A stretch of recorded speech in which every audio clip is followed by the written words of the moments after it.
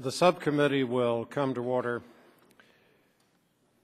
Today, the subcommittee meets to approve two bipartisan measures related to the availability of wireless spectrum, which is essential to meeting our future needs for mobile communications services. The movement of personal communications to mobile services is both dramatic and accelerating. Earlier this year, it was announced that for the first time, the number of homes having only a cell phone and no landline service now exceeds the number of homes having only a landline and no cellular service. At the end of 2008, there were approximately 270 million wireless subscribers in the United States, including an estimated 40 million active users of mobile internet-based services. Daily, new attractive and useful applications are added to the wireless service inventory, and data rates continue to increase as consumers require faster access to mobile applications. As more and more Americans use data-intensive smartphones and as services like mobile video emerge, the demand for spectrum to support these applications and devices will continue to grow dramatically. Additional spectrum for commercial wireless services will be needed, and it will be needed soon. Today, the subcommittee continues its effort to meet these challenges with the goal of enhancing the consumer experience and facilitating the future growth of mobile services. The first necessary step is obtaining a thorough understanding of current spectrum users and their uses of the spectrum that they have been assigned, revealing areas where relocations could occur or where spectrum sharing may be feasible. In July, I joined with Chairman Waxman, with full committee Ranking Member Barton, and with subcommittee Ranking Member Stearns in introducing H.R. 3125, the Radio Spectrum Inventory Act. This measure directs the NTIA and the FCC to undertake a comprehensive survey of the nation's spectrum and develop an inventory of each spectrum band in the U.S. table of frequency allocations between 225 megahertz and 3.7 gigahertz, with a possible extension to 10 gigahertz. The inventory would include the identity of federal and non-federal users and the types of services they offer in each spectrum band and the amount of use of each band on a geographic basis across the nation. When the inventory is completed, the NTIA and the FCC will create a website to make the inventory publicly available. They will report the results of the inventory to the Congress. The report will include a description of information that could not be made publicly available for national security reasons. It will also include a recommendation of which, if any of the least utilized blocks of spectrum could be reallocated for commercial uses. The creation of the inventory is an essential step in making available more spectrum for commercial and wireless services and meeting the extraordinary spectrum demands that our nation will soon face. I've also joined with our colleagues Jay Inslee and Fred Upton in introducing H.R. 3019, the Spectrum Relocation Improvement Act. This measure would address the urgent need which was brought to light after the FCC auctioned the Advanced Wireless Services spectrum in 2006. While that spectrum was auctioned more than 3 years ago, the winners of the commercial licenses still do not have full use of the spectrum because it has not been fully cleared by the government users. The bill would hasten the process of clearing federal users from spectrum that the government has reallocated for commercial use. It would require the NTIA to publish the transition plan of each federal entity to be relocated after a spectrum auction. It would clarify the steps federal spectrum users must take to receive payment for their relocation costs from the Spectrum Relocation Fund, including a requirement that the reallocation be completed within 1 year. As I indicated during the subcommittee's legislative hearing on these two measures in December, my goal is to move both of the bills through our committee and also through the House at the earliest possible time. And I'm pleased today that we're taking the first step in that process. I want to thank Chairman Waxman, Ranking Members Barton and Stearns, Mr. Inslee, Mr. Upton, and members of the subcommittee who have co-sponsored these measures for our work together on a bipartisan basis as we take steps to make sure that our nation's spectrum needs are met. That concludes my opening statement. I'm pleased now to recognize the ranking Republican member of our subcommittee, the gentleman from Florida, Mr. Stearns. Good morning, and thank you, Mr. Chairman, and thank you for having this hearing, and it's a pleasure to consider these very important two spectrum-related bills. Both bills are positive steps forward in promoting good spectrum management. H.R. 3125 requires the NTIA and the FCC to conduct an inventory of radio spectrum, which is a critical first step in identifying additional spectrum that might be used for wireless broadband. H.R. 3019 improves the existing process by which we pay to simultaneously upgrade and relocate federal agencies' spectrum resources in exchange for clearing spectrum for commercial use. I am a co-sponsor of both pieces of legislation and urge their adoption. While this legislation will help set up us for the future, let's not forget there is a spectrum we need to address in the short term. The D block, the AWS-3 spectrum, and the AWS-2 H and J blocks are already in the pipeline, and we need to figure out how to effectively deploy these resources. We do not necessarily need to address these issues in this legislation. However, Mr. Chairman, I trust that I can have your assurance that we will discuss issues surrounding this already available spectrum before we move to full committee on the markup on these bills.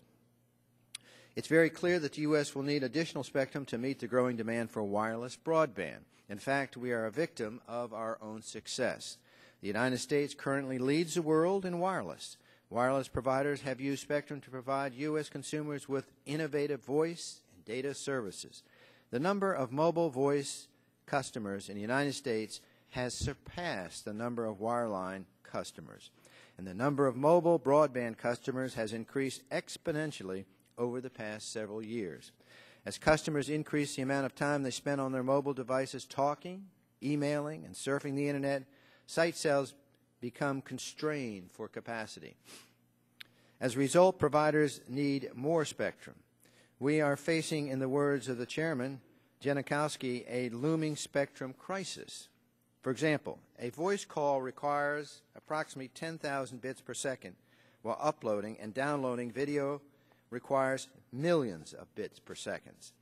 Countries will need 1,300 megahertz of spectrum dedicated for commercial use by the year 2015, according to the International Telecommunications Union. Yet, the United States currently has only 500 megahertz allocated and only 50 megahertz in the auction pipeline.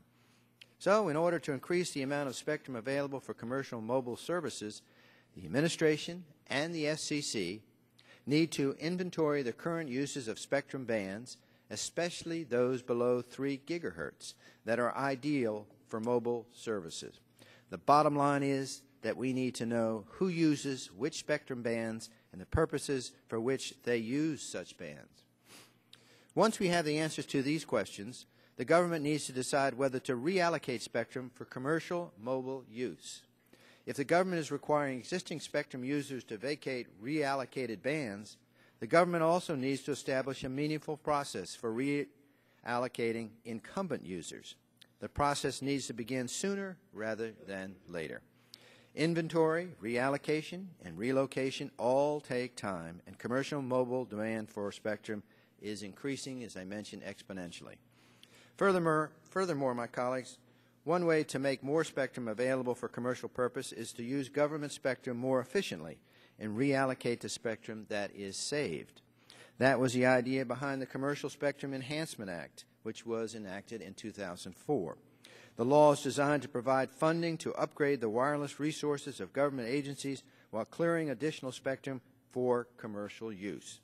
Under the CSEA, government frequencies identified for reallocation are auctioned to commercial licensees, and the proceeds are used to improve the reallocating agency's wireless facilities. The relocation procedures outlined in the CSEA worked well in most cases, but some problems have cropped up. For example, T-Mobile paid $4.2 billion to build a 3G network. Some agencies are behind schedule in clearing some of the spectrum. However, because of unforeseen cost and complexities in their moves, which have been compounded by the confidential nature of some of the agency's activities, problems like these may discourage participation in future reallocation auctions. H.R. 3019 will make the process more efficient.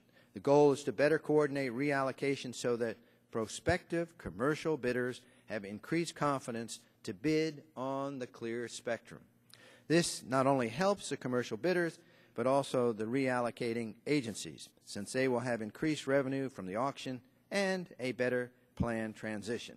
So, Mr. Chairman, thank you for holding this hearing, and I look forward to the passage of both bills. Thank you very much, Mr. Stearns, and thanks for your cooperation and partnership as we have drafted these measures and as we move them forward. The gentleman from California, Mr. McNerney, is recognized for an opening statement for 3 minutes.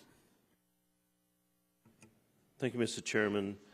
All I want to say is that I'm appreciative of the work that's being done here, especially since it's bipartisan.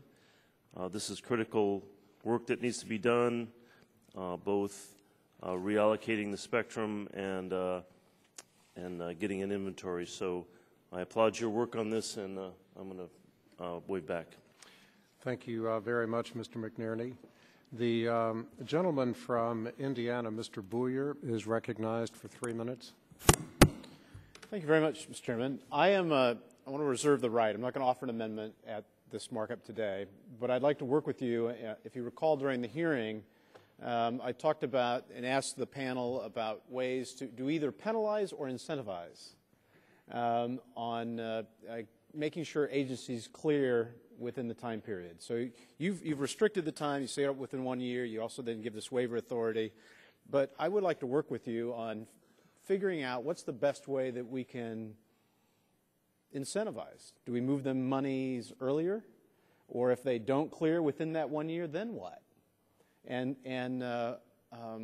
So between this mark and the full committee, I'd like to work with you on exploring some ideas. Would the gentleman, sure. The gentleman yield? Yes. I thank the gentleman for that very useful suggestion, and I look forward to having conversations with you as we explore ways, particularly to provide incentives. I think that is useful, and there is the potential possibly to make funds from the Spectrum Reallocation Trust Fund available more readily for users who vacate very quickly. We could certainly talk about that possibility.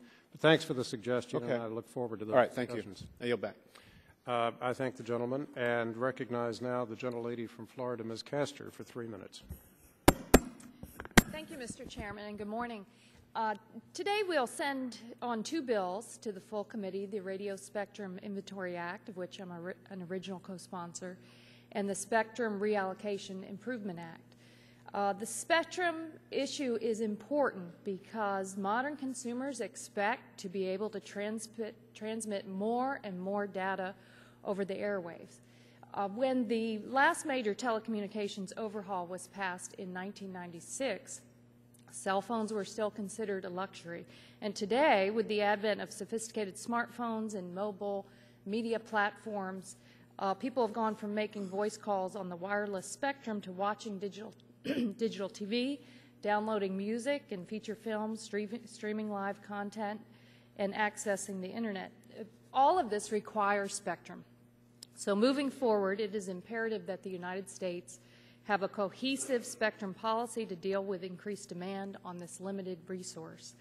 The bills we will move this morning are a critical first step in developing that policy. Today, when it comes to spectrum, we are resource-rich and information poor. The first step must be to take into account what spectrum is being used, how, and where.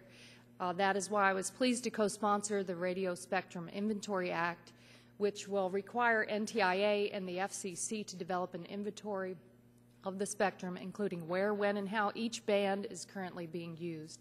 This bill is similar to the broadband mapping provisions that this Congress passed in the Recovery Act, in the sense that it will provide a framework for the Congress and all of us to fill in the information gaps that stand in the way of formulating policy.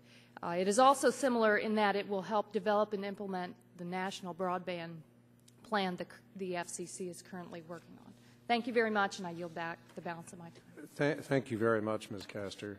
The gentlelady from Tennessee, Ms. Blackburn, is recognized for 3 minutes.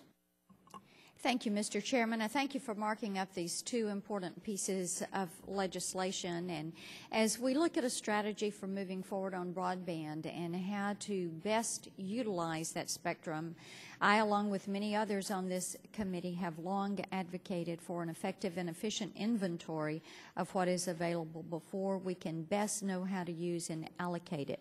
Auctioning is an effective and efficient way to move the ball forward on our goal of universal broadband deployment.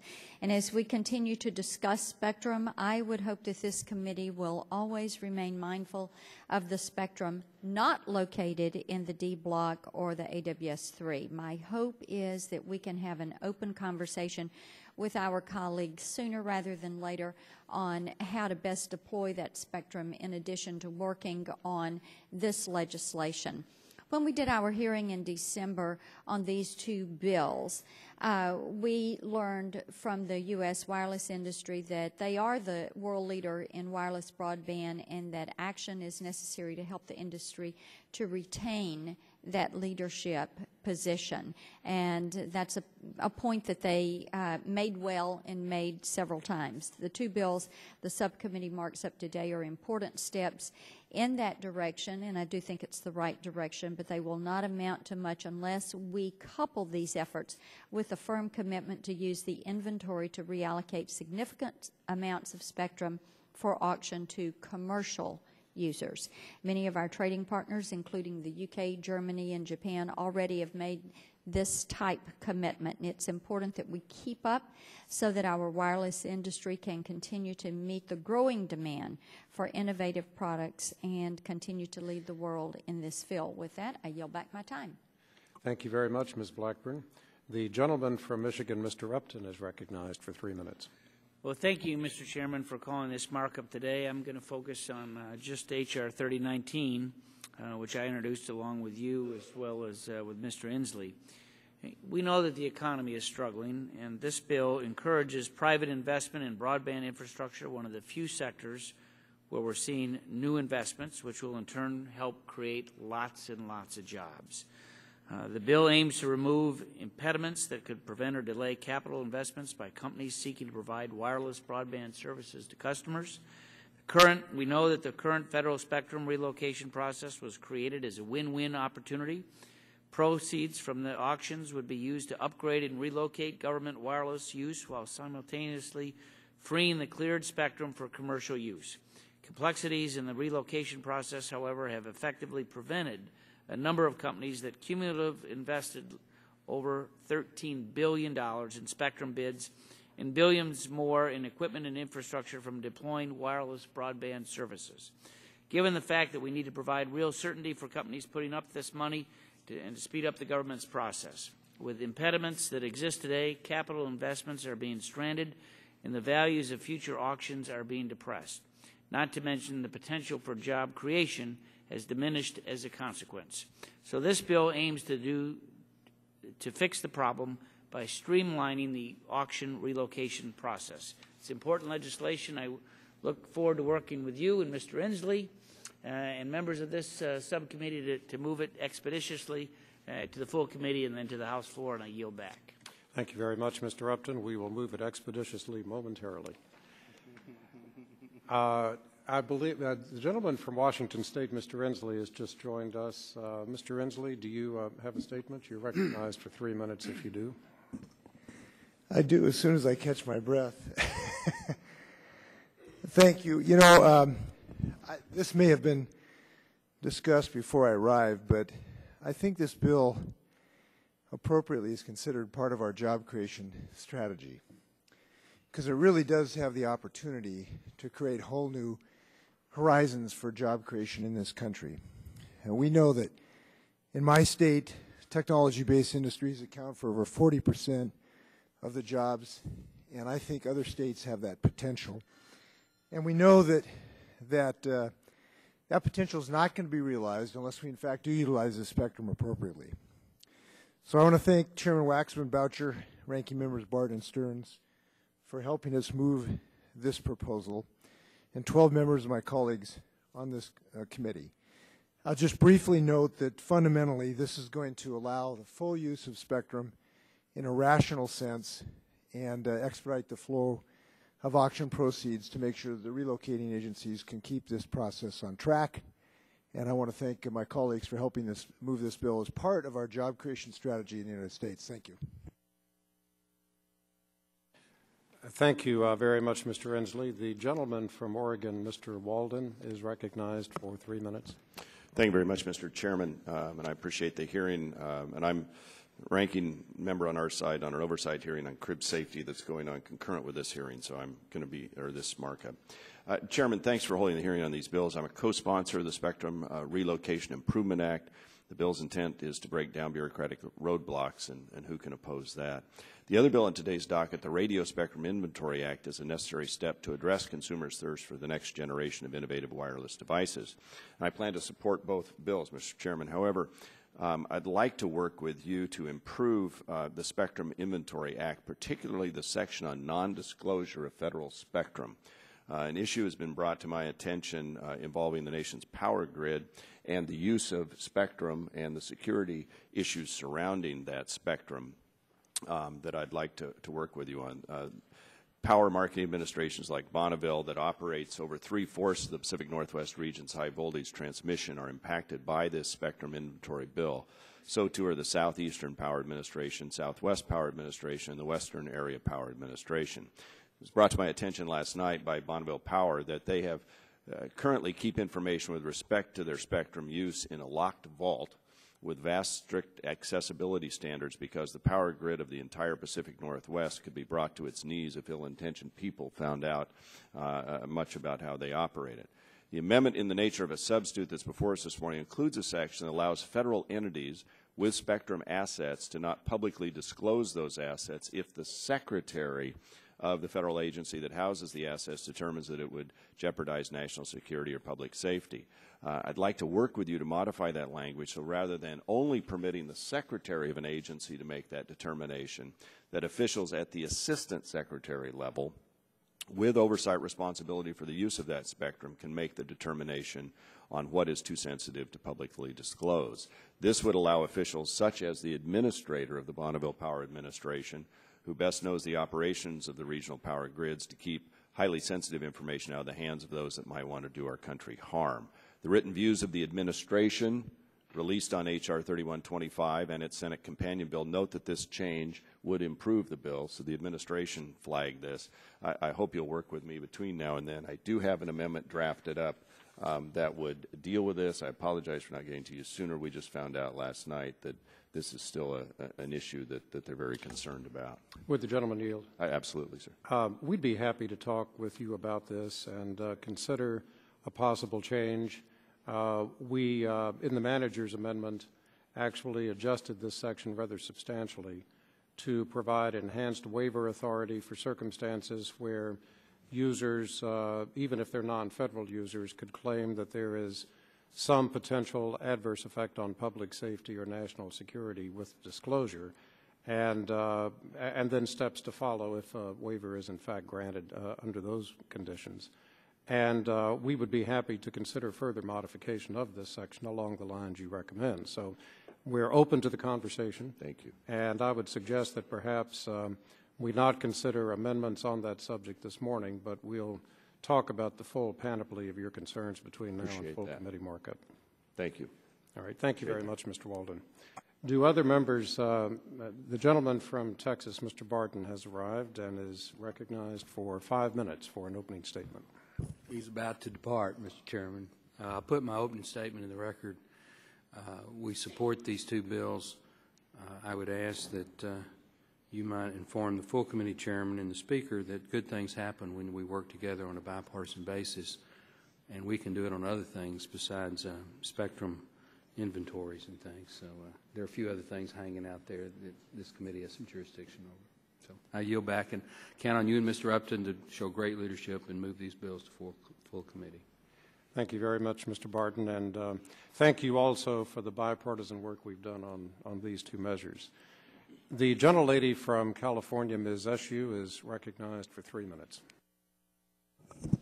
Thank you, Mr. Chairman, for moving so expeditiously toward the creation of the new tools that are necessary for developing a comprehensive national spectrum policy. Today's markup really demonstrates that a firm commitment to deploying a scarce resource that is as essential to America's commercial competitiveness as it is to our national security. And I just left an Intelligence Committee meeting that touches on this very issue. We need to develop a systematic approach that catalogs available spectrum and makes this information readily available. That's why I'm a co-sponsor of the Radio Spectrum Inventory Act. In order to mine this precious resource, we need to know where it's available. And I've emphasized in the past my commitment to reconciling national security with commercial spectrum uses, and I'm pleased that the bill balances these objectives, and I think it's an important point for all of us to appreciate here. I also support many of the principles in the Spectrum Relocation Improvement Act, and I commend Mr. Inslee and Mr. Upton for developing that legislation. I agree that we need to move spectrum to its intended use as quickly as possible. Spectrum stakes are high. Anytime we convene a hearing or a markup on this issue, a wide range and variety of competitors vie for the resource. The development of a national broadband policy requires the patience of Job, the wisdom of Solomon, and the genius of Einstein. Perhaps that's why the FCC will miss its deadline for producing its version of the National Broadband Plan, and I look forward to reading the important document when we receive it. I also want to urge the FCC to release spectrum in its own inventory, including the AWS-3 band, in a manner that promotes widespread broadband adoption, fosters innovation, encourages economic growth, and increases employment opportunities. That's really essential, especially where we are economically in the country today.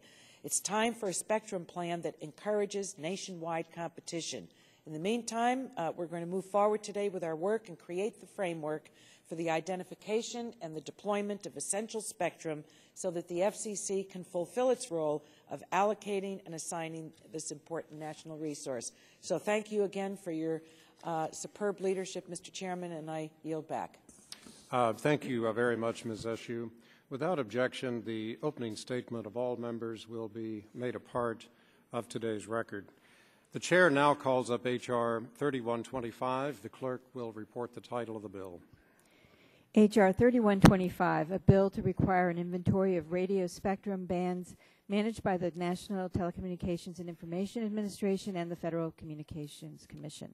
Without objection, the bill will be considered as read and open to amendment at any point. And I recognize myself for the purpose of offering a manager's amendment in the nature of a substitute. The clerk will report the title of the amendment. Amendment in the nature of a substitute to H.R. 3125, offered by Mr. Boucher of Virginia. Without objection, the amendment will be considered as read, and I recognize myself for 5 minutes. I'm pleased to offer this amendment in the nature of a substitute for the Radio Spectrum Inventory Act. It reflects recommendations that the subcommittee has received from a wide array of stakeholders, including the administration, industry, and other interested parties. And I want to express appreciation to Chairman Waxman, to Ranking Members Barton and Stearns and their staffs for the very constructive bipartisan work that has led to the construction of the substitute.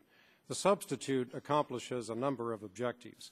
It gives the NTIA and the FCC 1 year rather than the originally contemplated 6 months to create the spectrum inventory which the bill requires. It mandates that the spectrum inventory cover from 225 megahertz to 3.7 gigahertz, but gives the agencies discretion regarding whether to extend the inventory further to as high as 10 gigahertz. with the thought that these higher frequencies might hold promise for future commercial applications. It requires that the spectrum inventory include a description of the activities, capabilities, functions, or missions that are supported by the devices in each band of frequencies. It inserts provisions assuring that the inventory will be updated on an ongoing basis so that it remains current and dynamic over time. It changes the requirement that the NTIA and the FCC report to Congress regarding the least utilized blocks of spectrum which might not accurately reflect which spectrum could or should be reallocated to a recommendation that the agencies inform us which spectrum, if any, should be reallocated or otherwise made available for shared access, with an explanation of the basis for that recommendation.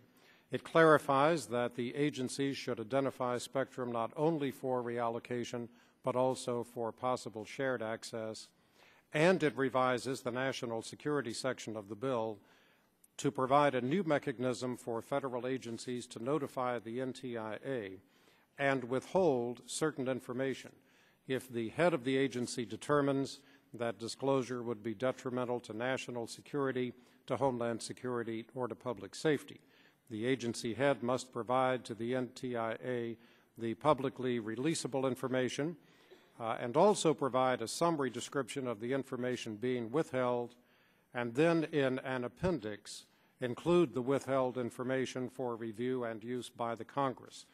Licensees of non-federal spectrum may seek a waiver from the FCC for information they believe may be detrimental to national security, to homeland security, or public safety.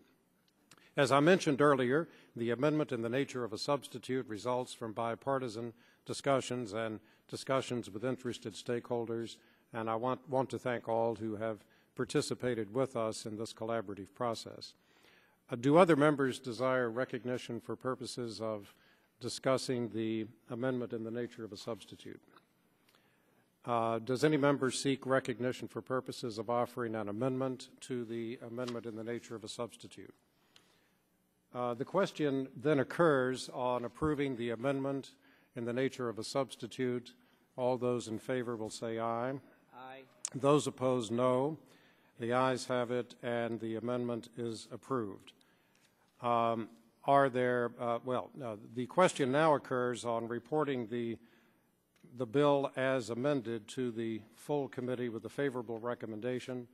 Those in favor will say aye. Aye. Those opposed, no. The ayes have it, and the bill as amended is recommended to the full committee.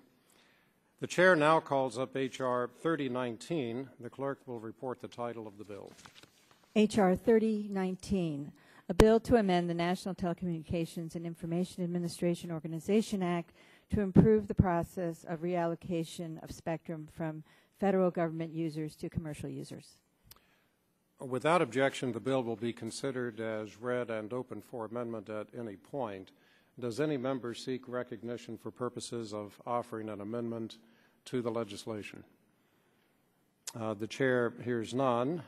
The question then occurs on reporting H.R. 3019 to the full committee with a favorable recommendation. Those in favor will say aye. Aye. Those opposed, no. The ayes have it, and the bill is reported to the full committee with a favorable recommendation. There being no further business to come before the subcommittee today, this markup stands adjourned. With thanks to all the members for their cooperation.